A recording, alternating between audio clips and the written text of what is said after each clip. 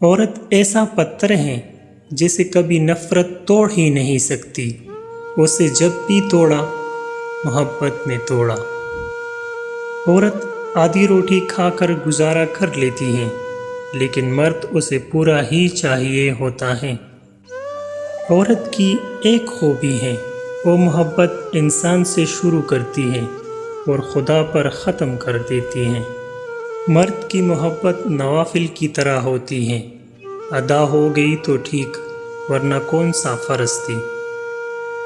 عورت کبھی ادار نہیں رکھتی، محبت، عزت، نفرت، وفا سب دگنا کر کے لٹاتی ہے۔ دنیا کی سب سے بور چیز شریف بیوی ہے۔ ہوا کی بیٹی خود تماشا نہ بنے تو مجال ہے کہ آدم کا بیٹا اس سے کھیلے۔